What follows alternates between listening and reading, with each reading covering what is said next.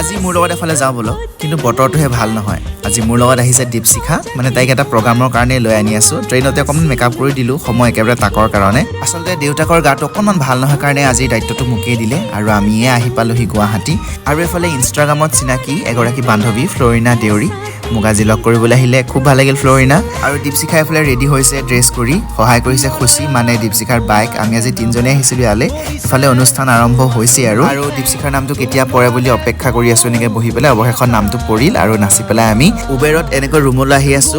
room এটা book কৰিছিলো কাৰণ সন্ধিয়াও আছে প্ৰগ্ৰাম এইটো সেমি ফাইনেল আছিলে তাৰপিছত এনেকৈ ৰুমত নাচি বাগি বহি থাকোতে ভোক লাগিল আমি সেইকাৰণে সন্ধিয়া ওলাই গলো কিবা এটা খাবলৈ তাৰপিছত গম পালো যে তাই ফাইনেল ৰাউণ্ডত প্ৰৱেশ কৰিছে সেইকাৰণে আকৌ ততাতয়াকৈ গৈ অনুষ্ঠান পালোগৈ তাই নাচিলে নিজৰ পাৰফৰ্মেঞ্চ দিলে কিন্তু দুখৰ বিষয় যে তাই পজিশ্যন পাবলৈ সক্ষম নহ'ল একো নাই প্ৰতিযোগিতাত হাৰা জিকা থাকিবই আজিৰ ব্লগটো ইমানেই আছিলে চাই কেনেকুৱা পালে জনাব আজিলৈ বাই